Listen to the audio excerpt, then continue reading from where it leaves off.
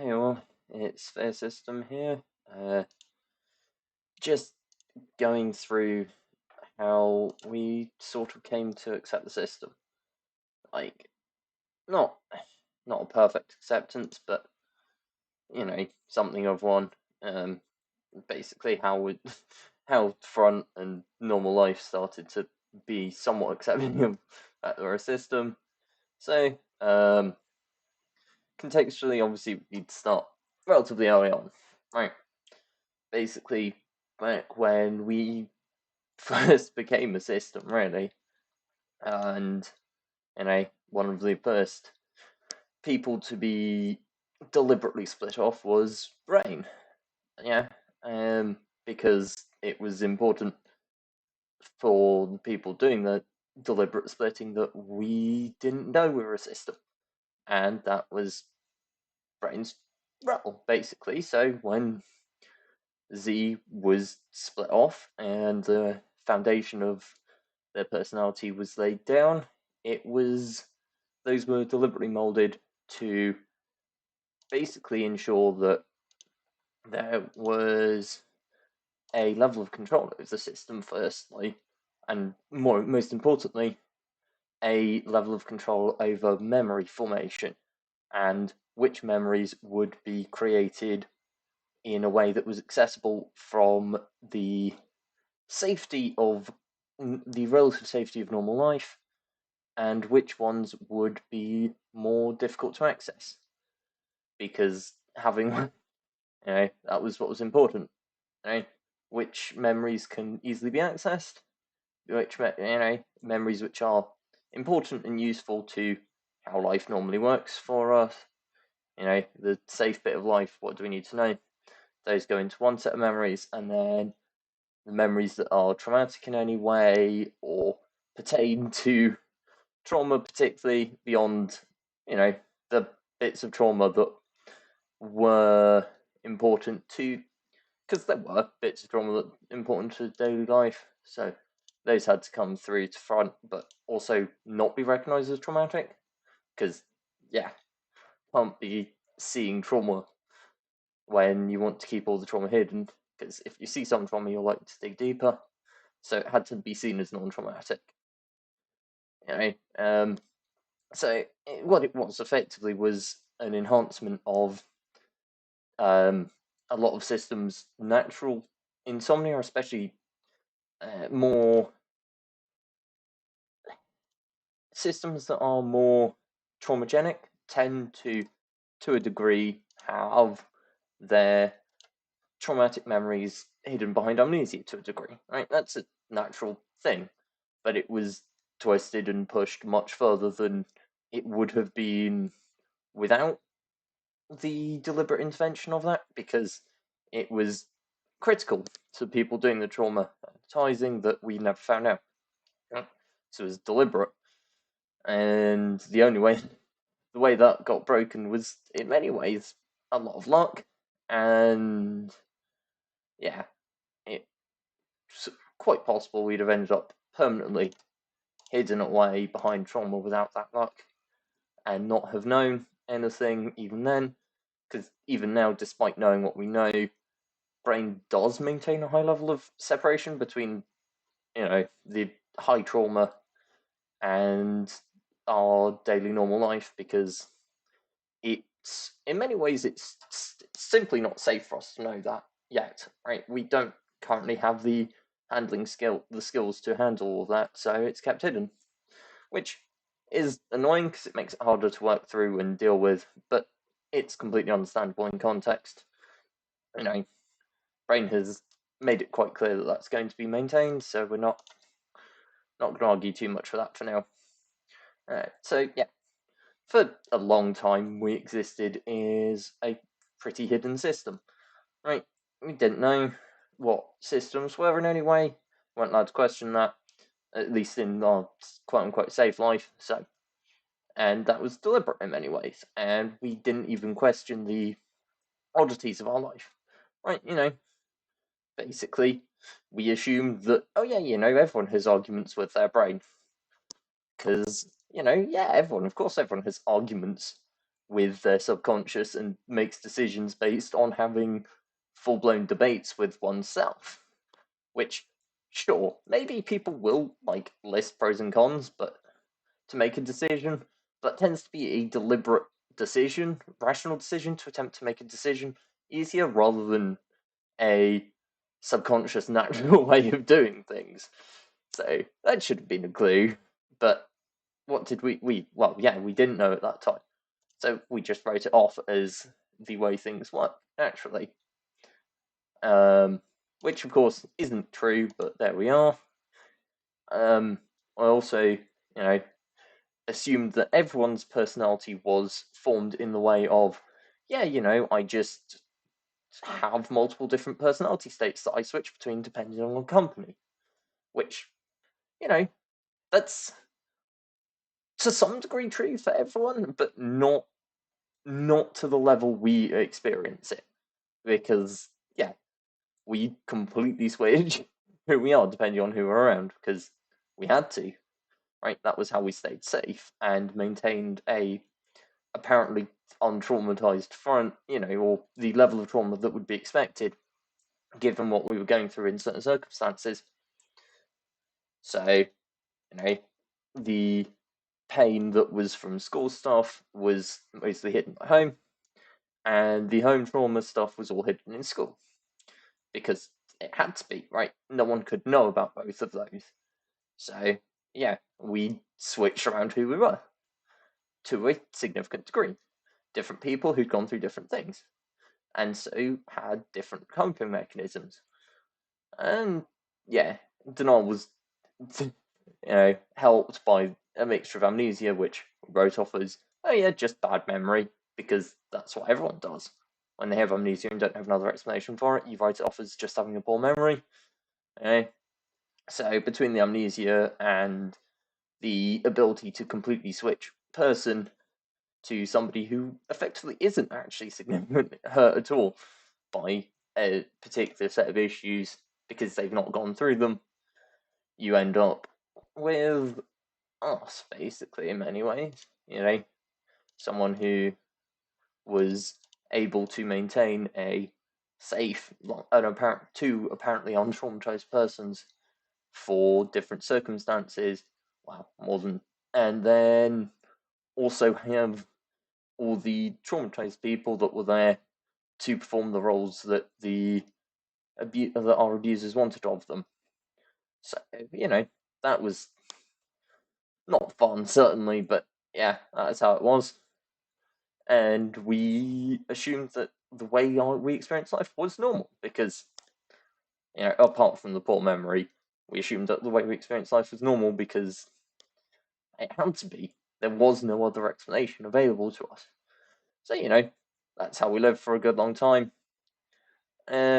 We got to university and started watching a lot on TikTok, which, we always struggle with depression and anxiety. So, I looked into, the more neurodivergent, the more mental health side of TikTok, because that's where our experiences lay a lot, along with the queer side, which are often quite interlinked anyway. So that's where we were a lot. And that, of course, included then system TikToks, from various systems with both disordered and more natural systems.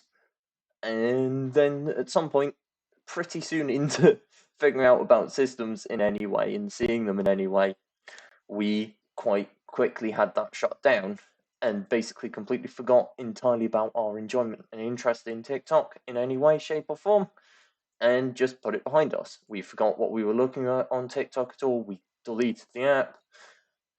We lost all interest in it overnight. Basically, the moment our, oh cool, there's people that are systems went from, oh cool, there's people that are systems to in any way asking any questions about ourselves and our experiences, that was shut down because that questioning wasn't allowed. At that time, we weren't safe to do that questioning. Okay? So then we went through the rest of the university, hiding away the trauma from ourselves, because that's what you do. And, self-medicating for the mental health issues that trauma was causing, because that's what you do when you're ignoring the trauma, is you self-medicate for it. We still do, we have a nicotine problem, which is us self-medicating, right? And to deny the fact we have a nicotine problem would be stupid. It's not great, but look, it works for now. We do want to sort that at some point, but there are more pressing issues than the fact we self-medicate with nicotine, as far as we're concerned. So it's not our highest priority for now. It's something we'd like to deal with, but if and when it gets dealt with, that'll be nice. But until then, we can deal. So that was what was happened, and then a few years later, we managed to stumble our way into System YouTube. Right, we were going through a heavily depressive slump, which at the time meant we were spending all day on YouTube. Basically, that was how we dealt with depressive slumps at the time, was by spending our time on YouTube. And so that was what we did. We spent a huge amount of time on YouTube because we didn't have the mental energy to find anything else. And it was good. It still works well for us as a way to dissociate heavily. So that's what we did. And then we stumbled our way onto System TikTok, System YouTube even. And then we even found some people discussing TBMC specifically in a way that wasn't just, look at this crazy conspiracy theory that some people believe in, which was hugely helpful because it gave us a lot of context and the space to question our experiences in a in a way that wasn't judgmental or it was just there to try and help people figure things out, basically, and that was incredibly valuable. It was really the first time we were allowed to question things for ourselves and have the safe space to do that, because we were quite fortunate at the time, still away from family. We were at university, which meant we weren't safe, but in less danger than we would have been back at quote unquote home. If we were still quote unquote home, we would not have had the space to do any of that questioning initially, which led us to the system acceptance that was so desperately needed, really. Without that, we would never have realized anything about ourselves. So, that's what was happened, and it took a lot of looking at the flags, writing up flags to go, okay, maybe this is a thing. We should look into this more, keep paying attention, continue writing up flags, and so on. And and then from there, lots of months of looking at flags and self-acceptance, we started accepting that maybe there was something going on. And then, of course, that turned into, well, okay, if there's something going on, what do we want to do about that, right? At this point, we finished university. Well, we'd given up on university; it wasn't working for us. We weren't going to graduate, and so we had to figure out a solution at that point for the fact that we were at that point then stuck at home with our parents, and in a dangerous space. And it was Stabby really that pushed a lot, right? Without Stabby there, we probably would have taken a lot longer to get out in many ways, because Stabby really pushed us hard in unhealthy ways, right? But it was needed to get us out. So, grateful to Stabby for that, even if it wasn't necessarily the healthiest way of doing it, it still was important, right? Without that, we probably would have taken a lot longer to get out, and that would have caused even more harm. Might even have never made it out, because we wouldn't have we wouldn't have known it was needed as much, and we'd have taken longer on it, and that would have caused us problems, because without getting out when we did, things would have gone worse, unfortunately. So yeah, it's quite possible they would have gone back through and forced us to forget again, basically, and lose what progress we had made, which would have been highly problematic and caused serious issues for us. But there we are. It's it's what happened. We were quite fortunate, that we managed to stay hidden enough in our knowledge that we didn't get rehurt to forget. That was honestly as much luck as anything else. So, that's, fortunate, because we could have easily made a mistake there if things had gone differently. But yeah, so that happened. We were pushing hard to make it out, and it also really helped that we were in a space where we could, be on Discord regularly and be in spaces on Discord where people accepted and believed what we were saying, gone through similar things, where other systems were as well. So we could just be openly a system in an online space, which was incredibly valuable, And this was further enhanced by just having our own Discord, where, we didn't have to worry about anybody else or anything. We could just be ourselves for ourselves. That was incredibly valuable. It still is. It's great that we still have that. We don't use it as much as we'd like, because communication is difficult in that sense, right? A lot of the time, this is those of us that can front, often, because we effectively share front memories, that sort of communication is often unnecessary. And then those of us who don't share that safe front memory access don't necessarily aren't at this point ready to work with the rest of the system like that. They're still very much buried in that trauma of the past still, which is unfortunate, and we don't like that, but it is the way it is. And there isn't really much we could do about that, unfortunately.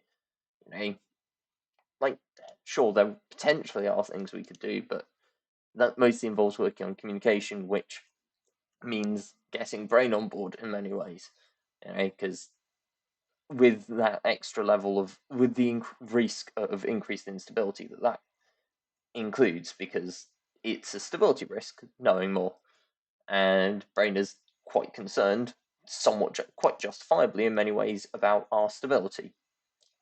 That's what keeps us away from parents in many ways.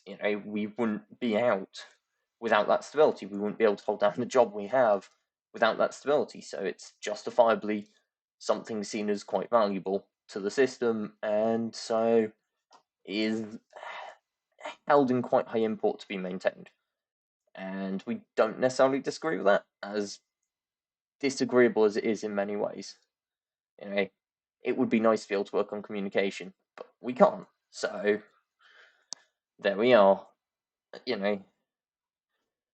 Anyway, we're here now making videos in a hope to help ourselves with discovery, and work on things, but also hopefully to help others who are going through their own journey. Make the self-discoveries, and figure out their own past, hopefully, or even just figure out that actually, no, you know what, we haven't gone through these things, and that's a good thing to know for you about yourselves as well, is to be certain that you haven't gone through certain things. Knowing you haven't gone through things is often just as valuable as knowing you have, because it's the questioning stage that's really difficult a lot of the time. So having certainty on that is valuable, regardless of which way that certainty is. Yeah. Anyway, thanks for watching. Please do like, subscribe, comment, all of that. This is the Sphere System signing out.